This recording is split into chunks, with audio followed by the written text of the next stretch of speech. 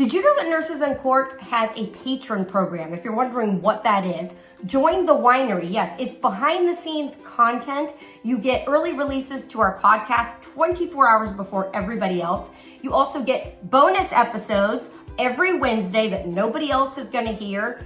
And you get free Zoom parties with myself and Nurse Erica that nobody else is invited to, and ad-free episodes and so much more. We really could use your support here at Nurses Uncorked. Me and Nurse Erica would love to continue to do this, and any little bit that you're able to give helps us go a long way. It gets us stuff like equipment. It helps us with traveling expenses. It basically helps us just keep things going. So if you've at all ever considered sponsoring the podcast, we would really appreciate it, and we have a lot of fun. Become the wine cork, wine bottle, the vineyard, the reserve. The list goes on and on. Check out all the options. You guys are going to have a blast with us. So when I have this conversation with someone like my mom, she always says she feels so bad for the mess that her generation left us. Because they know. Say it again. Say it again. My mother's generation, my mother being a nurse from that era, the onset of the AIDS crisis, she says for herself, she's speaking for her generation, says she feels so bad for the mess that she left us. See, now this is interesting to hear because, because they weren't as vocal about verbalizing what was going on. They set the precedent. A lot of people have the misconception that maybe it wasn't going on, that it didn't happen, and that it's today that it's happening, and this is new. And like you're saying, it possibly has always gone on. It's always but gone it's on. been covered up, and it's been socially acceptable. That dangerous, careless, reckless statement just set us back 30 years, because she's basically telling these new grads, well, hon, thanks for signing up for nursing school. We appreciate your application. It's gonna happen. Just know it's gonna happen. So continue to be a 1980s nurse, correct? That's what for me, Matthew, that's what I took from that, and that is the most dangerous statement I have heard.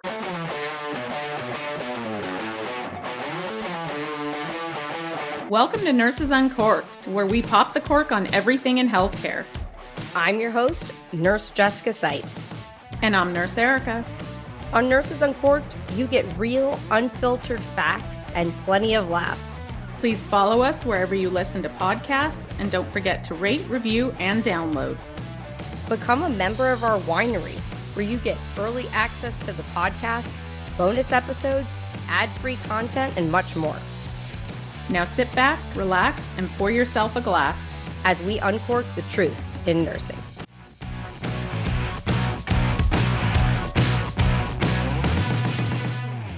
Hello, everyone. Welcome to a special edition of Nurses Uncorked. This is not our usual podcasting day. We're coming to you extra this week on a Monday. We will also be with our regularly scheduled podcast coming out tomorrow on Tuesday. But we have had in healthcare quite a doozy of a week or more in regards to workplace violence. Things have been unhinged, to say the least. And it seems like each time, it cannot get any worse. It continues to escalate, and it's been taken to a level that I don't think or any of us have ever seen before, or so many episodes of things going on in such a short time frame. So we felt it was really important to get this information out. Myself, Nurse Jessica, with the lovely Nurse Erica, and one of our most visited guests is back. Y'all just can't get rid of me.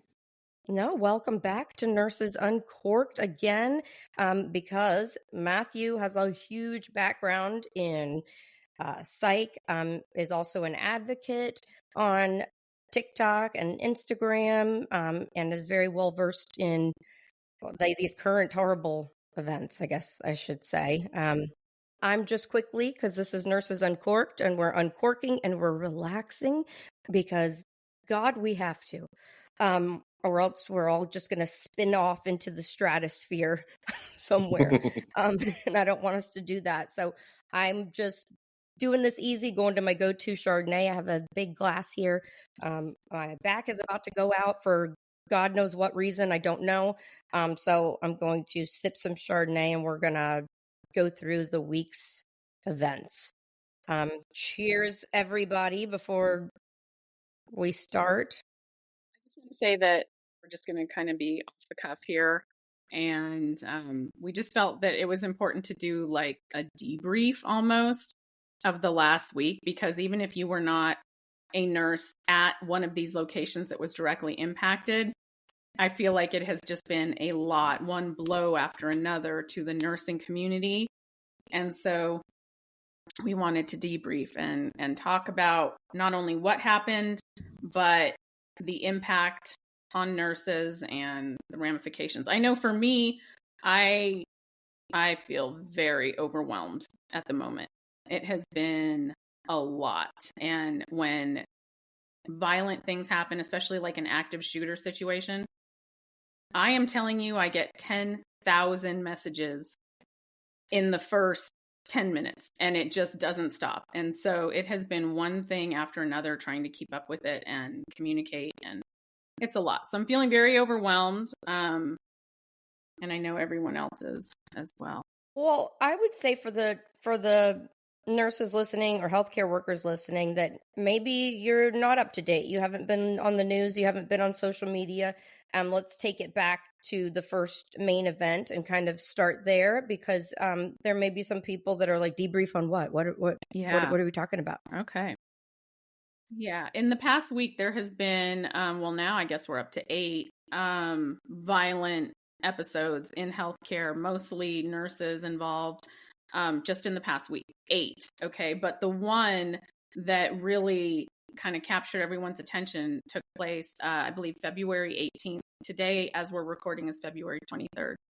But the 18th at HCA Palms West Hospital in Florida.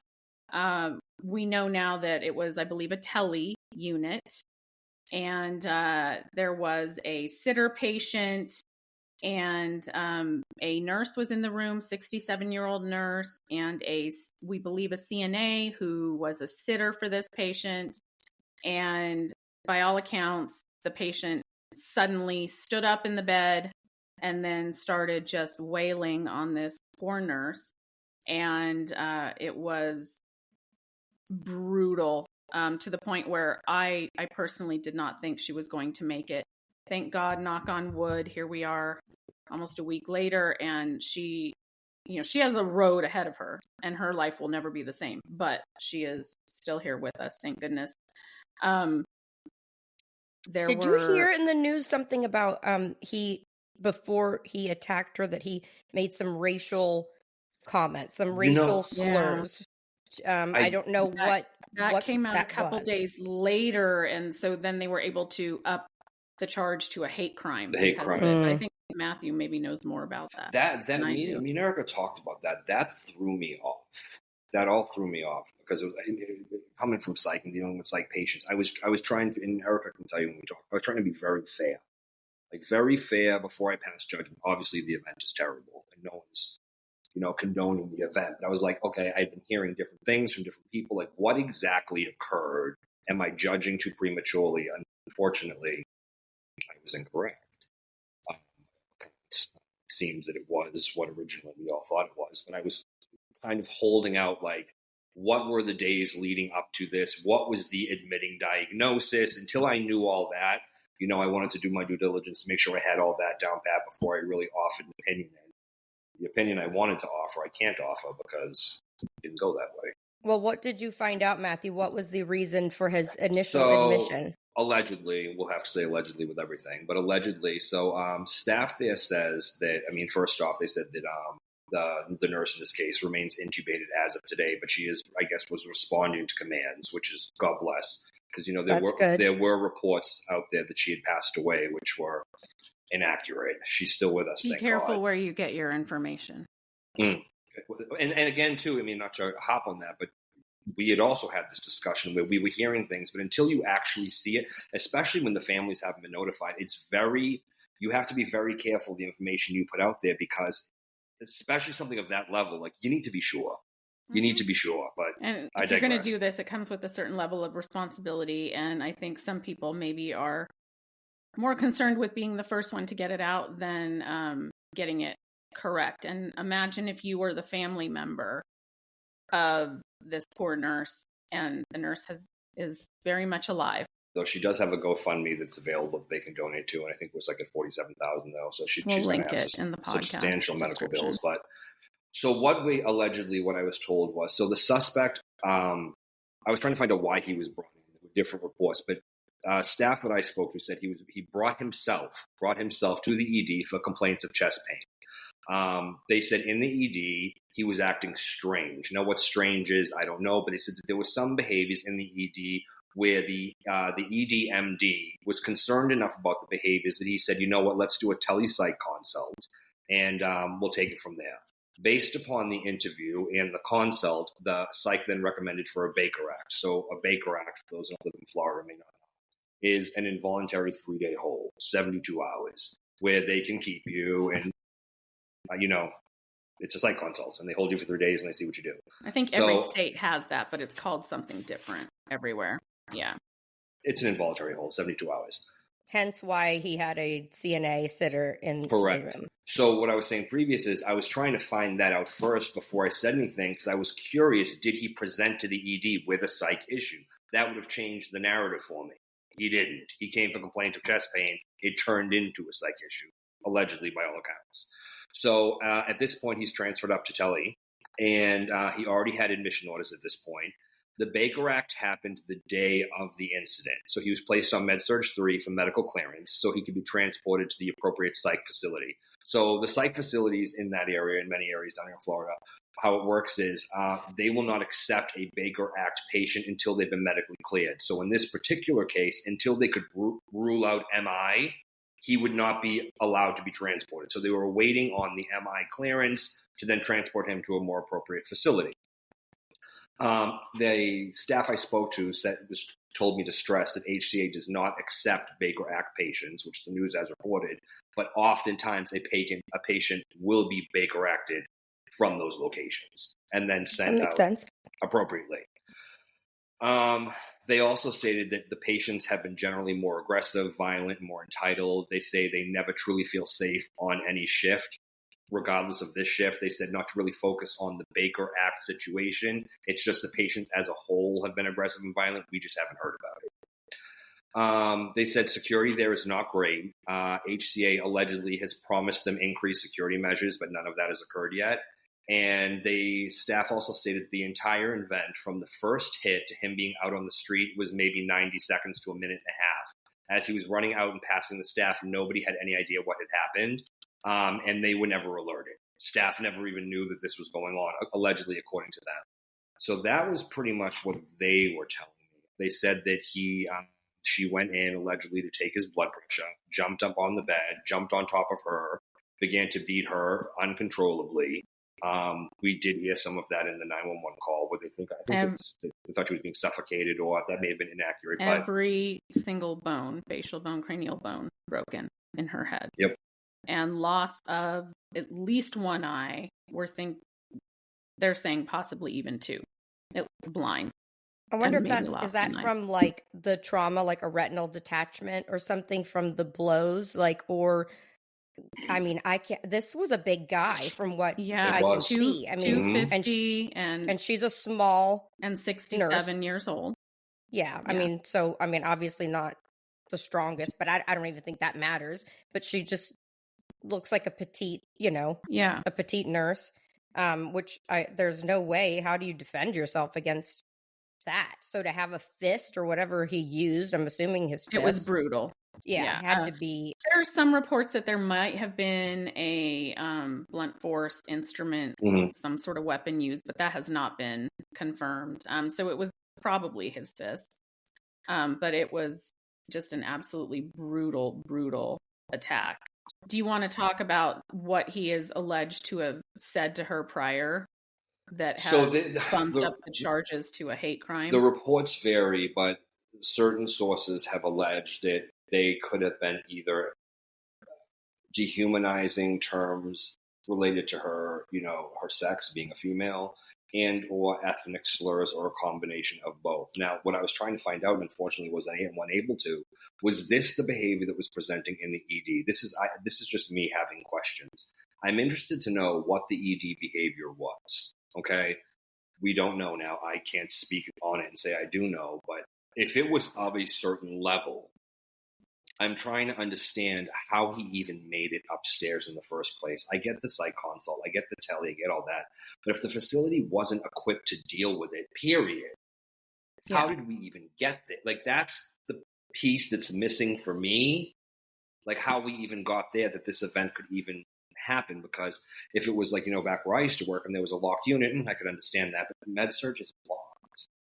Yeah, so I don't even understand how we got there. They have no security usually. No. They're not locked. They're not equipped to take these patients. They have a lot of other patients that are really medically in need.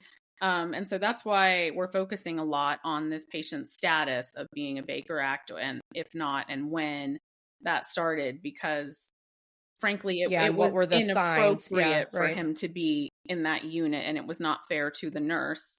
No, and what upsets me is, and excuse my poor mind, I won't remember the state and or dates because we've had so many, but I think you ladies do recall, I think it was a medication tech or a psych tech that had been passed away after getting kicked in the genitals. There was a whole situation that occurred there. And this was another situation where no locked unit, not appropriate. Like, it's not the first time we've heard this, so I'm like, how many times does it have to happen before these facilities take accountability for patients they can't deal with and placing their staff at risk? Like, if he was presenting in the ED enough that they wanted to do a consult, something happened down there.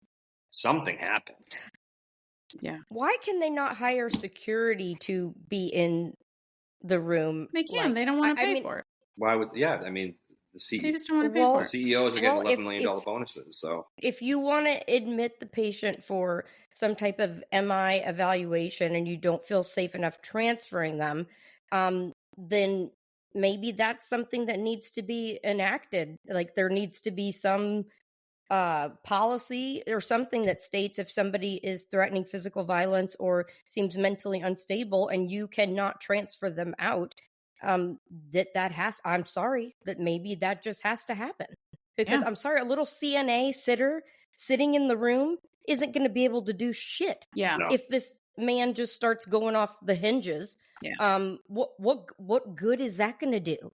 Now, if somebody's threatening to kill themselves, maybe I can understand that, and you're watching them because you don't want them to cause themselves harm. But and like we said, until more details come out, I think it's going to be hard to say.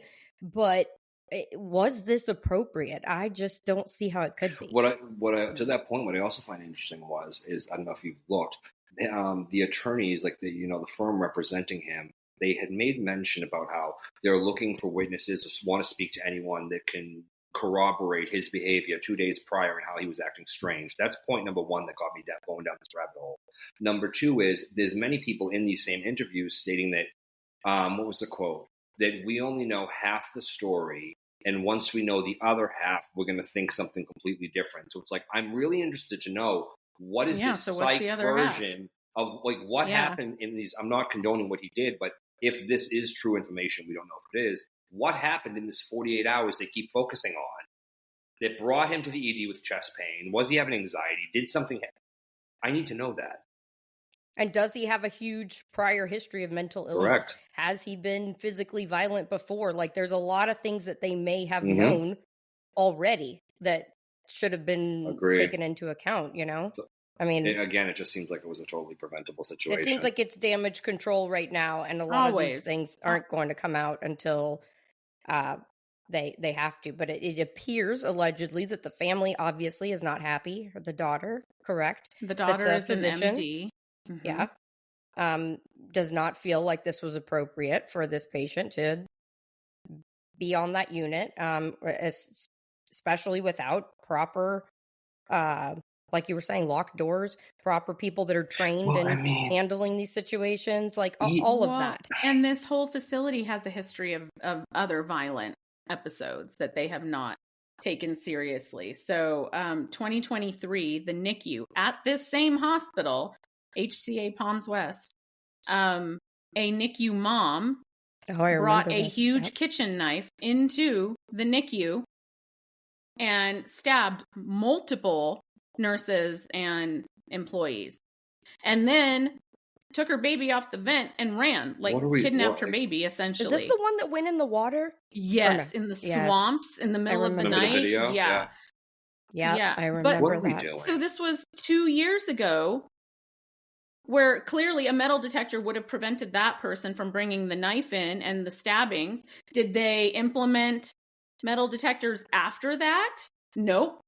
It appears not. It appears they have not increased any security by all accounts from everyone that has reached out to me. So, here we are. No, but that's why I sit there and I say, it really is a true question. What are we doing? Nothing. What are obviously. we doing? I can think back to, not to bring up tragic events that a lot of people, suffer from, but I can think back to like Columbine. Things changed because of what is changing? Nothing. It's just moving from state to state. It's just it's just like this disease. It's moving across the country and no one's doing anything about it. I don't know what it's going to take for people to wake up. That's point one. Point two is it always surprises me because we always hear about it because we are nurses, but how many people out there in the general public have no clue what we're talking about? Well, we need to talk about the 911 call because basically the 911 calls were released day before yesterday. And it's multiple 911 calls. Some are from patients or visitors that were in that unit witnessing what was happening. Some were from employees. But then in the midst, there was one from an alleged hospital administrator there that is particularly disturbing. Or somebody with the scissors. Yes. He stabbed a nurse. He went away. What is going on? Yeah. No, he got the scissors. Okay, does he still have the scissors, yes or no? Yes, and yes. Yes, he still has it. Okay, where is the injured nurse? The nurse is in the floor. The nurse is on the floor. Is she bleeding? Yes. We had a Baker Act beat a staff member unconscious, now running around the building. You said they assaulted the employee until they passed out? Yeah, unconscious. I'm not worried about that part. I need the Baker I dealt with. I'm in Palmsworth Hospital. I'm on the 3rd floor. There's some guy in here that's nuts. He's running around in dark-colored shorts, no shirt, no shoes, no socks. Does he have any weapons on him? I don't know. We slammed the door shut. Me and my sister were standing up against the door so he could not come in here if he tried. They're still carrying on. This is going on for over 5 minutes. Okay, but a person was standing in the road and literally with just shorts on and leads stuck to him from the hospital, stood in front of a postal driver. So that didn't sit with me. So in conversations with anonymous staff that I've had words with, there was 2 trains of thought. One train was on the train of thought that I was in. That was a very almost inappropriate statement to make. I don't care about that. But then some staff said that their take on it was saying, I don't care about that because it was being handled. He cared more about the situation that wasn't being handled. So I guess it's open to interpretation.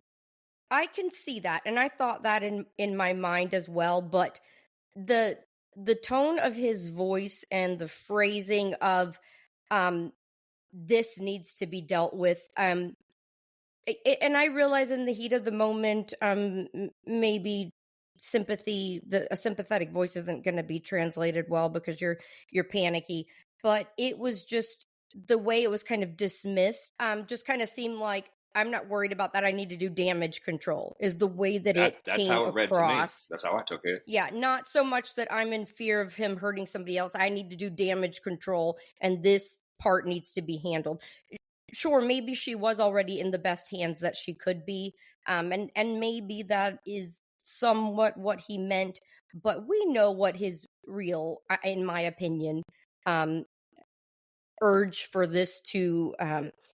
His real thing was he didn't want something else to happen because that would have put the hospital in a worse light than they were already going to be. Yeah. Yeah. I think it captured his true feelings. Now we can try to excuse it and say all that kind of stuff, but I mean, this is a hospital administrator. I think that's actually his true feelings. Nurse, gonna die, not my concern. Whatever. Be out of control. I am concerned about this crazy patient running around the hospital. You need to get him so that we aren't potentially in more trouble. I mean, it's just such a clear indication of how nurses are not valued at all. Our But lives in all are honesty, worthless. he didn't really sound distraught to me. Not at all. Not at all. I found that interesting too. I didn't want to be the one to say it, No. but it sounded very matter of fact and just like The other calls sounded more frantic. Than it was very even. Yeah, just I mean, if I can even reenact it, I'm not worried about that, but I need this dealt with. It sounded like he was. It sounded like he was calling from his seat in his office, like. Correct. With his door securely locked and allegedly. Yeah. But I mean, I don't know. But the scary thing is for people to think that there was scissors or whatever involved. I know. The blood, I'm sorry not to be graphic and I apologize, but it must have been intense. For somebody to assume that there was a weapon involved, it had to have been, I can't imagine. I really cannot. We don't know there wasn't. Does anybody, the CNA that was in the room, was she harmed at all or did he? There are some reports of some minor injury, but we don't know really too much. Well, hopefully she can give a lot more information as the days pass because she witnessed it, right? She'd be the only one that witnessed. Yeah, but I'm sure the hospital immediately before the shift was over went around trying to get every employee to sign NDAs. Don't sign those. Those are not legal. They cannot force you to sign those. A crime has occurred. You are obligated and entitled to discuss that crime with authorities. Like, you do not have to keep your mouth shut. What I find interesting is where the visitor describes the terror on the third floor of the hospital. And the caller says, I'm in West Palms Hospital. I'm on the third floor. There's some guy in there that's nuts. Dispatch says, does he have any weapons on him? This part's what I find interesting. Caller says, I don't know. We slammed the door shut. Me and my sister are standing up against the door so he could not come in here if he tried. They're still carrying on. This has been going on for well over 5 minutes. It's chaos, absolute chaos.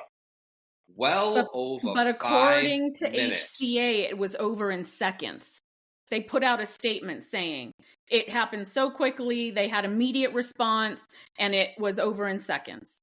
That's their official statement. That timeline is concerning to me. And then If it was over in seconds, the man would have been apprehended immediately, right there on the spot. What did they deal with exactly? The man ended up running into the streets. Well, then you have the description of the chaos didn't stop inside the hospital. Now, so we're moving through. We're phasing through now. A driver calls 911, spotting a man running down Southern Boulevard, still wearing the hospital issued shorts and trailing medical leads, and says, "Hey, there's a person standing in the middle of the road with literally just shorts on and leads from the hospital stuck on him, right in front of a postal driver. Forced him to stop the car in the middle of Southern Boulevard." So it sounds like this man was about to get this postal worker's vehicle. Yeah, it could have. And you see the video of the nurses running behind, and I'm like, 90 seconds? 60 seconds? Right. Please. And why is it the nurses having to run behind the man? Add that into the question pile. Should that be their role? Now they're putting themselves in harm's way to get him and stop him. So if they had it all under control, where the fuck was the security or police officers? I'm very confused. That don't make no sense to me. I think everybody's confused. The timeline doesn't make sense, and I don't have shit under control. No, but what gets me, what really seals it for me, allegedly, is you have these two sisters who say they've barricaded themselves in a room, they're pushing on the door, and they're telling 911 how long they've been in there, and they can still hear it going on. So those phone calls are timed. So all you have to do is pull the length of the 911 call to see how long this incident was actually occurring. It's not going to be difficult to determine how long it was happening for. It wasn't 90 seconds. And to that point, the statement says that everyone acted swiftly and jumped in and everyone was notified. You have staff members saying they didn't even know what was happening. Correct. So when did the notification occur? I'm just saying, so. In the wake of that, there were a lot of, news interviews about this. And one of them that came up was with someone that is an industrial hygienist. Oh gosh. Yeah, this is interesting. I may have to take a walk through the bar for the vodka because yeah. So I did not know what an industrial hygienist was. I had to look it up, and essentially this is someone that kind of goes in and evaluates, assesses like workplace violence and workplace hazard risks and things of that nature. Are we showing her? Yeah, we can pause to play the clip. A lot of anxiety, a lot of fear, a lot of pressure to go into work every day, knowing that workplace violence will happen at some point. It's a part of the disease process for many patients. So she is there, it would appear, on behalf of National Nurses United, which is the largest nursing union in the country. There's a whole backdrop behind her with the National Nurses United logo and all of that when she's giving this interview. So first of all, that person is not a nurse. Okay, fine, whatever. But you are representing the largest nursing union in the country, who, and I will say, NNU has fought for years for legislation and workplace safety and all of that. They really have. So why do we have someone speaking on behalf of them that clearly does not align with what they say their mission is, and then the trickle down effects. So like NNU is, they're a legitimate resource. Like they are going to be cited APA style format in research papers and essay, you know what I mean? Like they are a go-to source, and you have someone out there saying to nurses everywhere and to nursing students, you should expect this. It's part of your job. And also, let's use some empathy manipulation to gaslight you into believing that, it's just part of the patient's disease process. So we can't even hold them accountable. Okay, wait. Let's play devil's advocate again. Let's say, okay, they're saying it's expected that at some point these patients could become physically violent. If that is a known fact, then why have they not done something to protect the nurses that they know are going to be attacked at some point, because it's a part of the disease process? If this is a well-known fact, then why aren't there metal detectors? Why aren't there added security? Why is a CNA babysitting a possibly physically violent Baker-acted patient? So that right there, to me, is admission of guilt. It's part of the process. And not only that, it could be flipped and used against nurses or against the union who is trying to push a specific employer to implement security measures, because all they have to say is your own representative said that it's just part of the job. So you're right. Tap me in, please. Tap me in. Yeah, I know. I can't hold it. Please. I think Matthew's dying to say. No, go ahead. Because I can't hold it in. It's like, because I can let it out. Building up. So, let it out. And we had this conversation, and I did get very loud and very vocal. And this was prior to we were discussing. She was going to go post about it, and I was getting so upset. And I'm going to tell you why. So, is a bigger component is being a legacy nurse, which, if those of you who don't know what a legacy nurse is, generations before me were nurses. I have had the unique experience of hearing from the much more educated, much more skilled experience nurse than I'll ever be. I will never be these women. I will never be my grandmother. I will never be my mother. I will never be my aunt. I will never, ever, ever, as much as I try to, reach the stature that they reached in their scope and profession. Like, period. Because of that, I've had an interesting opportunity to hear different generational stories of what these women went through. And the running theme, up until my mother, who I've stated before, began her career at the onset of the AIDS crisis, the running theme was they were just thankful to have a seat at the table. Now, why were they thankful to have a seat at the table? Because you have to understand, women were just starting to come into the workforce en masse in the 1980s. It was like, that's when it was, there were nurses before, but it wasn't like the level of nursing that we're doing now, clinically, medically. So they were just happy to have a seat at the table. So I'm going to tie them all together. They accepted the on the ass from the doctor. They accepted the bedpan thrown at them from the patient. They accepted the patient strangling them. I'm naming things that have happened to my own mom. These aren't just things I'm pulling out of the air. This has happened to my mother, okay? If I go to my aunt, my grandmother, it's even worse. So when I have this conversation with someone like my mom, and I've told Erica this, she always says she feels so bad for the mess that her generation left us. Because they know. Say it again. My mother's generation, my mother being a nurse from that era, the onset of the AIDS crisis, she says for herself, she's speaking for her generation and says she feels so bad for the mess that she left us.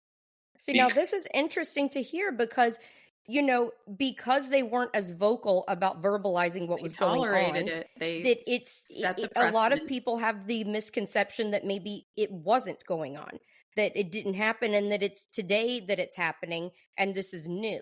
And like you're saying, it possibly has always gone on, it's been covered up, and it's been socially acceptable.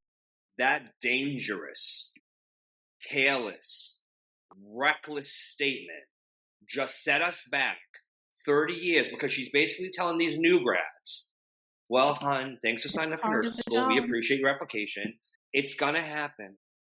Just know it's going to happen. Continue to be a 1980s nurse, correct? That's what for me, Matthew, that's what I took from that. And that is the most dangerous statement I have heard. The only other statement as dangerous was when they called us heroes. Yep. They made into superheroes, things we weren't. It's on that level. That was careless. Well, why doesn't she likely just hold a sign saying, this is going to make less and less people want to go into nursing. If that's the definition of becoming a nurse, is that you need to just expect to get your ass beat because it's part of people's disease. Who the fuck wants to go into that? Real quick, sorry. I don't agree with that one. I'll tell you why. I don't think it's going to dissuade people because it never dissuades soldiers from going into the military. They're going to see it as a calling. We're not. But doesn't the military have weapons to protect themselves? Yes, when somebody comes after them? No, that part is true, but I don't think it's going to dissuade people from going into it. They're going to see it as like they're doing a service, and it brings it back to the thing that drives everyone crazy all the times. And now we're in the calling category again. Yes, like it messes us up. So it shouldn't be tolerated, is what I'm saying, and I know you agree with that. If workplace violence is inevitable, where is our hazard pay? Because it's inevitable for police. They get hazard pay. It's inevitable for all manner of professions and industries who get hazard pay. Where is our hazard pay? And if we are putting all these new impressionable nurses out there. Are teachers getting hazard pay? Do teachers? No. They should. No, they should. They want them to carry a gun in the classroom.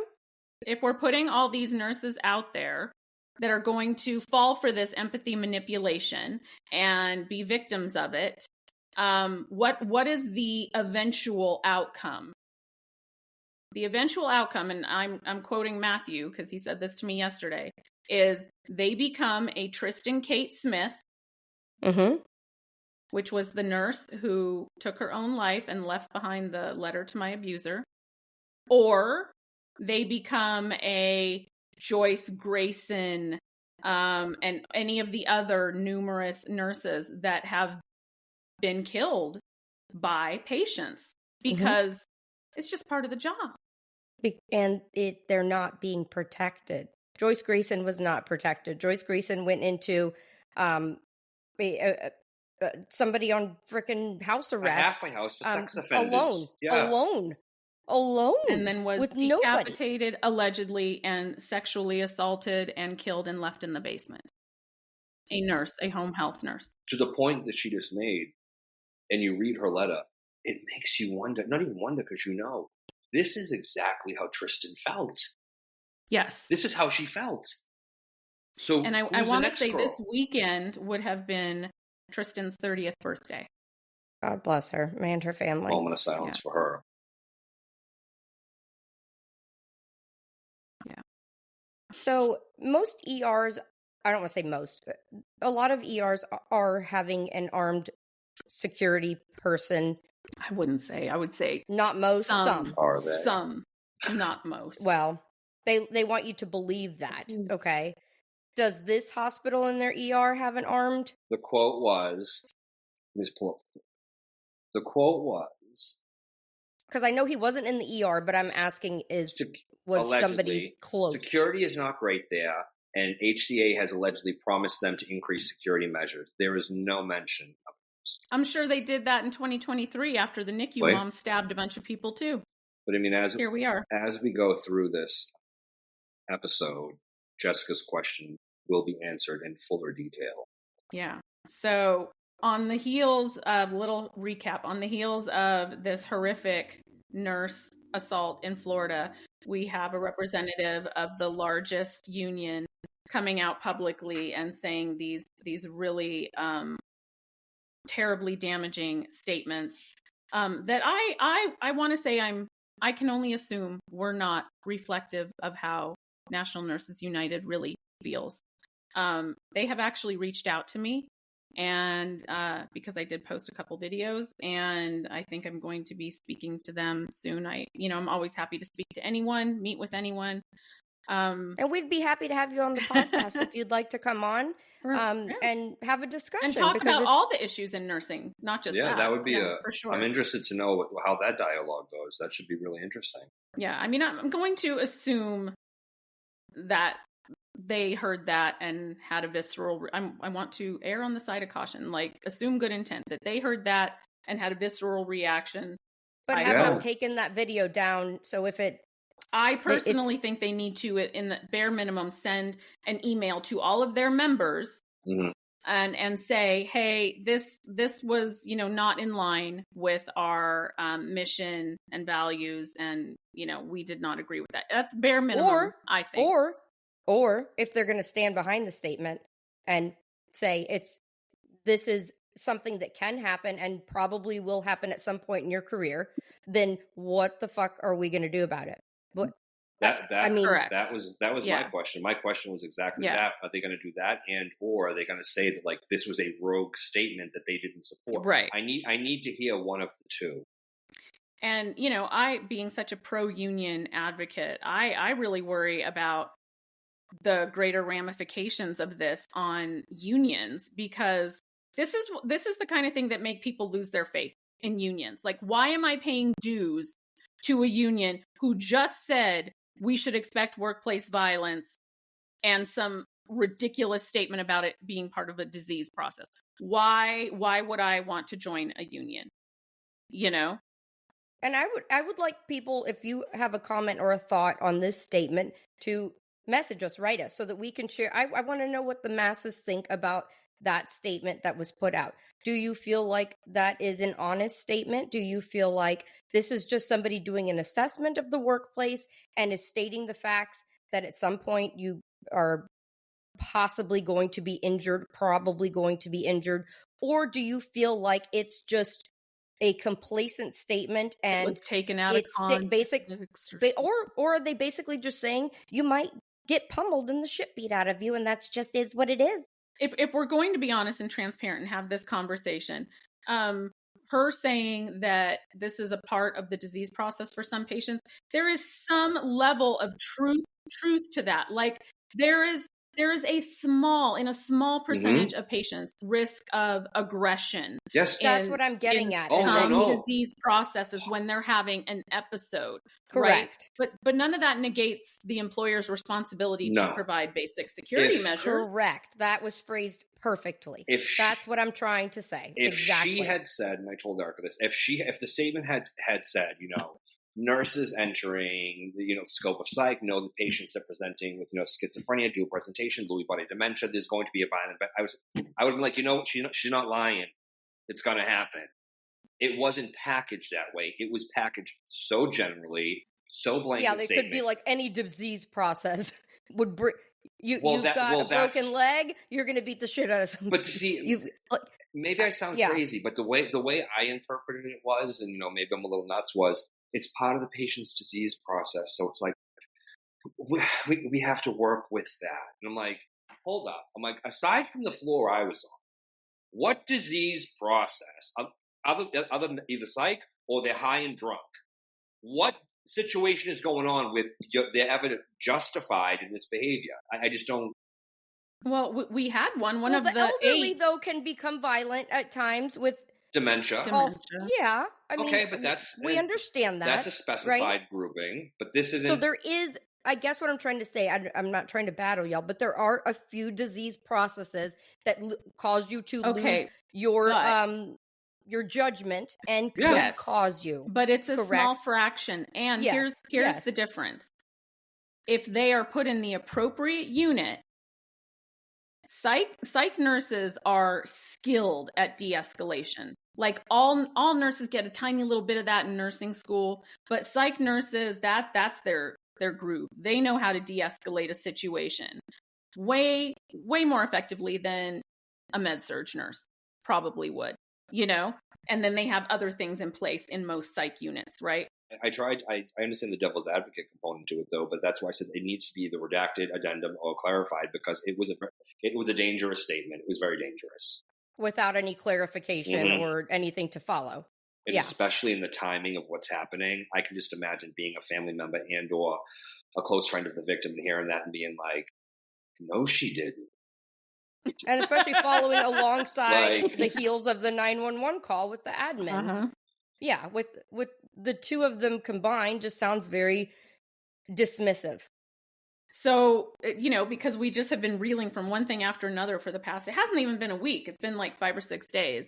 So we went straight from that, with that interview with the NNU representative into a horrific active shooter situation yesterday at UPMC Memorial Hospital in York, Pennsylvania. I know you and I were both getting live kind of updates from people there or from their families that were communicating with them. And then we would get it secondhand, some of them. People watching from windows, like in the neighborhood. Yeah, and immediately from the beginning, nurses are being held hostage. And that got me immediately. Like, it's one thing to have an active shooter. That's horrible enough. But you're holding them excuse me, what? So let's start from the beginning. For those that don't know, and I know it's early, it's only been a day, but what do we know about this shooter? Okay, so the story is, this is per a grouping of nursing staff at said location. Anonymous, but a grouping. So the first thing out of the conversation that I had, and I had several conversations with several of them, one conversation in particular was a 3-way phone And this call. is all alleged again. All alleged, absolutely all alleged. They allegedly confirmed the information that me and Erica had reported in our update video. So at the time, as it was getting fired out, we kept saying, allegedly, we're hearing this, we're hearing this, we're hearing this. At that time, the updates we were posting were concerning a nurse, an MD, a housekeeper. Nothing confirmed, but that's what we were hearing. So this allegedly, they were confirming everything y'all said happened. Boom, boom, boom, boom. Yeah. Your information. Basically, everything we said ended up being true. The background. So the staff tells me it's a small hospital with only 104 beds total. At this time, allegedly, 25 of those beds are rented out to an LTAC company. So for those who aren't present, LTAC is a long-term care company. So they have 25 long-term care beds that have been rented out of the 104 total. Okay? The staff says, by all accounts, the nurses seem to say it's an amazing team. I'm talking about nurses, doctors, clinicians when I say team. They all work together as far as the medical floor staff. They say they have only 2 to 4 security that are staffed at a time. Most are unarmed. There may be 3 that are armed when they are working. Security sits with staff in the ED. So the stories of them getting to the ICU quickly could not have ever possibly happened because of where they're situated. Now, I want to scroll down for a minute to that point. And it was like the second floor in the ICU. And so the ED sits directly below the ICU. So they would have had to have gone up. The sources also state that a private company was originally selected as a security. So they had a private company at some point.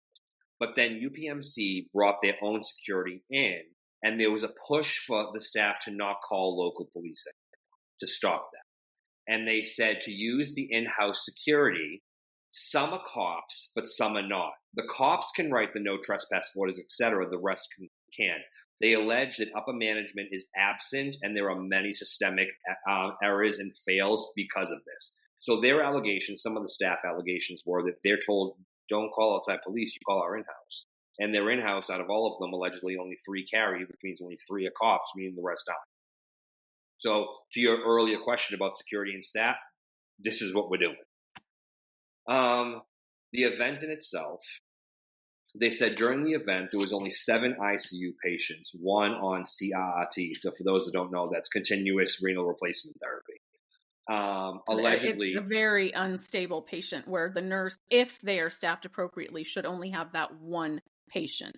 That is how critical it is. Staff alleges that during this event, that patient was not receiving care while the entirety of the incident was happening. Well, of course not. But oh my God. I know. I didn't know that they had a CR. Oh my God. I found that out this morning, allegedly. And I was like, oh, that changes things. So no care what was happening. All the ICU patients were moved to the PACU, which is adjacent to the ICU, allegedly. And allegedly, they're still using that area for care at this time. The nursing staff alleges and states that the walls are Swiss cheese. The drywall is falling off because there's nothing left after the gunfire. All the ICU doors at this particular location are made of glass, and they've all been shattered, as well as all the observation windows. So we're not talking 1 or 2. We're talking there was an event. The suspect was allegedly the boyfriend or close friend of a patient who had expired. He was there to view the body, which was offered to him by staff so that he could have his closure. He was allegedly very calm, kind, nothing, just he wasn't noticed. He was totally cool, they said. Nursing staff believes the suspect was allegedly upset because he was not included in the decision to withdraw care from the patient that expired due to him not being the legal spouse. Okay? Well, then you should have married her. Yeah, sorry. I mean, that's how it works, and everybody knows that. So here's where, for those of you that... a man that can't regulate his emotions, imagine that. Imagine that. I'm so shocked. Here's for those of you that need what's the warning we put out there? Trigger warning. We're heading down that road. So this is your time to step out if you need to. Staff states that the suspect allegedly so we know he was found with the firearm and zip ties. So I mean that's not even alleged. We know that's what they found. Is the one. He at one point, sorry, I got to cut you off. He left and came back and brought with him not just a gun, but zip ties. Like, what does that tell? If that does not show some clear intent. Oh, that's intent. So he views the body, says his goodbyes, leaves, obviously has some mental, he's angry, he's whatever, and then comes back with a plan. Is that correct? Or was there prior to the passing, then left. Right. Returned We're not exactly when they said sure, the passing happened, prepared. One of the two. So the suspect allegedly zip-tied a nurse's hands behind her and used her as a human shield. The suspect, I think multiple nurses were zip-tied. Correct. But one in particular allegedly was the shield. Suspect allegedly shot an MD and housekeeper, allegedly shot a nurse. Staff states that the MD is, quote, the kindest, most down-to-earth man they've ever met. Staff states that the housekeeper is new to the facility, but was always pleasant, goes out of her way to take care of the nurses and staff, very generous. Staff states the nurse is the sweetest soul and very smart, always offers to help others and is a joy to work with. You know, they said they always get excited when they're, giving in or getting a report from this particular nurse. It's like, you're having a good day. So those are the compliments for them. As far as timeline, the first call to security happened at 10:43 a.m. I have so many questions with this, so please follow. 10:43 a.m. is when the first call to security happened. The first shots Remember that. Yeah, 10:43 a.m. The first shots allegedly are fired at 10:45. Suspect allegedly met officers at the doors to the ICU and was taunting them. Reports vary between which staff member you speak to, but many of the staff members say he stated things like, come on, guys, let's do this. Like he was taunting them with RN in front of him, zip-tied as his shield in the glass ICU doors, taunting them to come in. Due to this situation, allegedly, the officers had to wait for backup because it wasn't safe to enter because he had hostages. Yeah, this is a hostage situation. Yeah. Correct. There is information on where the suspect was struck. I'm not going to share that information right now because it is an active investigation, but needless to say, they do mention where he happened to have been shot. Due to where he was shot, use your imagination, it's left allegedly a larger mess than would have been anticipated. So staff is anticipating that they're going to have to pretty much demo the unit because of, if that makes sense. Staff states that the emergency alerts did not come across the hospital computers until after 1300. Okay. 1 o'clock? Hold. Staff says they hid initially because they heard gunfire, and their system that's prepped for this for codes, no intercom, no codes over the screens until 1300. Okay, so I have been sent screenshots of computers, like desktop computers there in the hospital that have the alert pulled up on it with a timestamp. This is the alert that says, active shooter, run, hide, fight, that sort of thing. Okay, take cover. Turn your phones off, silence, all that stuff. So we know that this happened about 10:43, 10:45, right in there. The timestamp of this being sent to all the computers is 11:12. Can I add to that? 30 minutes. I received screenshots. That's a bit of a delay. Apparently, there is a group text with nursing staff, and the first mention of it is at 11:23 a.m., where they say that they just heard that there was an active shooter situation. 11:23. I honestly cannot think of a single example in all of the workplace violence stories that I've covered. And maybe there is, and I've forgotten, but I cannot think of a single example of the alerts going out in real time or going out in an appropriate time frame. It's always so far after the fact that it's like, wait why a minute bother? though, is any of this at least called overhead? No, I'm gonna get there. We're gonna go. Let's get right to that. Supposed to be. Let's jump right to that. So let me just go back down here. Staff says the emergency alerts did not come across hospital computers until after 1300. Staff hid initially because they heard gunfire. Allegedly, the ED nurses, which sit directly below the ICU, like I mentioned, were forced to barricade themselves in the ED as there was no available exit. So they were stuck there. Staff states there are no metal detectors, and they've asked for years and have been told it's too expensive, allegedly, which I find interesting because a quick Google search can tell you that their CEO just got $8.3 million in bonuses, a total of $11 million in payments last tax quarter. So allegedly, there's been an in-house email stating no visitors and only one entrance may be used for exit or entry at this time, and they will be feeding the staff. Nice? Oh, they get pizza. The turkey sandwich. Yeah, maybe left over. Maybe some pudding. Generous. Maybe a little Lorna Doone packet, a little packet of Lorna Doone. So But make sure you're still taking care of your patients that you're assigned to. Staff alleges that no one was told to hide. They used their own minds to decide to do it.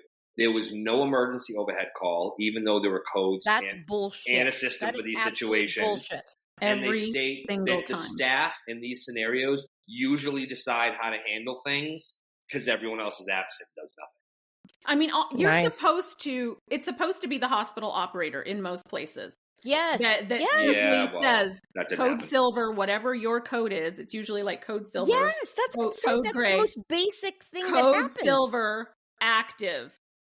Code silver. Like, how hard is that? Where I worked, that always happened. Like, somebody would call in the code, whatever it was, infant abduction, and that is overheaded. You can somehow manage to do it in real time for a stupid fire drill, but we have an actual active shooter, and no one announces it.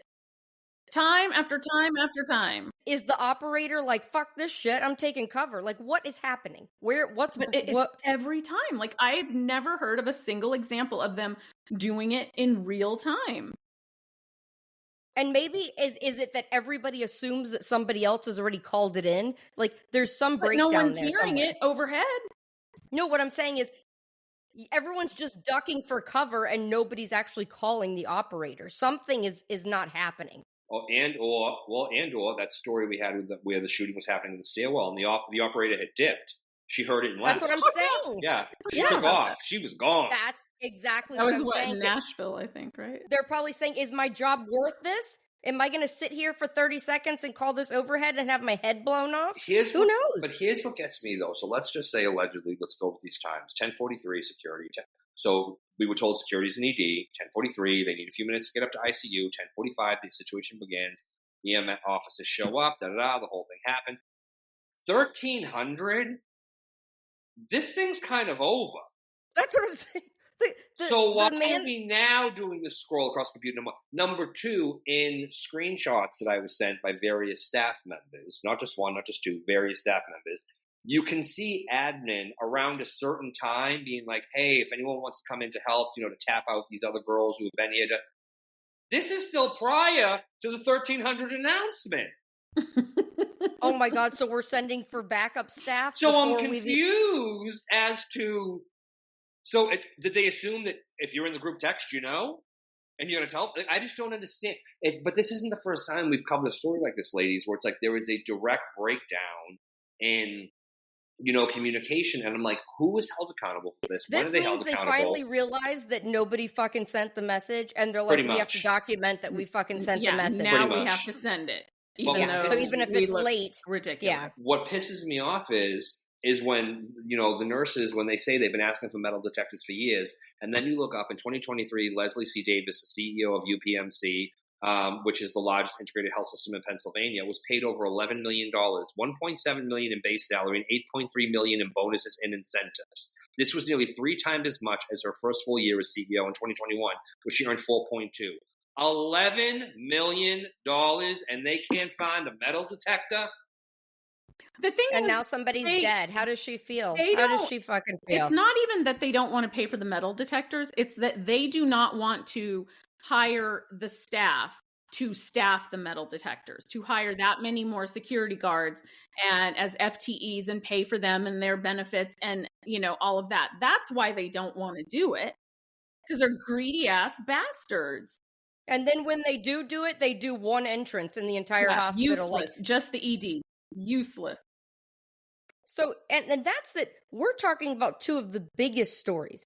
How many other things have been occurring alongside this? Erica said she couldn't keep up. Yeah, there's at least 8. There was one that beat the... Hey, I've got some notes. Hold on. She didn't get her pain medicine for her arm for I don't know why. Maybe it was not time yet or whatever. So he ripped his IV out and tried to leave, and 2 security guards tried to stop him. And so he pulled out a knife and stabbed one of the security guards. Nice. Yeah. Nice. We have Jenny Stewart Health in Kentucky, a 25-year-old female patient in triage, for some unknown reason, grabbed a nurse, punched the nurse repeatedly, and then stomped on her head. Okay, these are all in the last week. There was another one where a visitor of a patient demanded a doctor's note for herself, for the visitor, so she could get out of work to come visit this person in the hospital. And when they said, yeah, no, we can't do that, she was so irate that she went on a rampage and threatened staff and a nurse and I think a CNA. And then in the aftermath of that, it comes out, oh yeah, she was there the day before, had the same thing happen and was kicked out. And when she came back the day of the incident, the nurse called the house soup and said, hey, she's back. The house soup allegedly came and talked to her and said like, oh, she said she's fine. She's calm now. I'm going to let her stay. And that is always what happens in these situations. They always let them stay. They always let them return. Always. I feel like there's so much more to talk about with other past events that have occurred we haven't even dived into yet. And what you can do about it. What are we going to do about it? What needs to be done? What can we as healthcare workers do? What are the next steps? Because obviously something has to happen. And we're going to have to halt and do a part 2 because it's just, there's so much more to dive into. We've covered what's happened just Up this to week date. alone.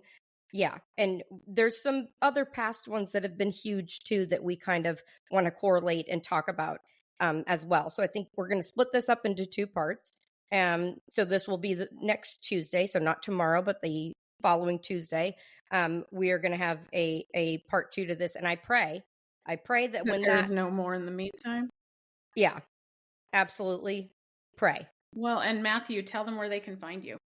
Oh, you can find me. Well, I finally caved in. So not just on TikTok at the Massimo Liquido. There is now an Instagram, the Massimo Liquido, and a YouTube that's under the Massimo Liquido. That is. You got to spell it for people. THMASSHOLEMCGUIDO. And I know it keeps me out of certain brand deals, but I can't change the name because y'all love it. Mass, y'all came like to love if you're it. Catholic, Yeah. the Catholic Mass, Right. Mass Whole.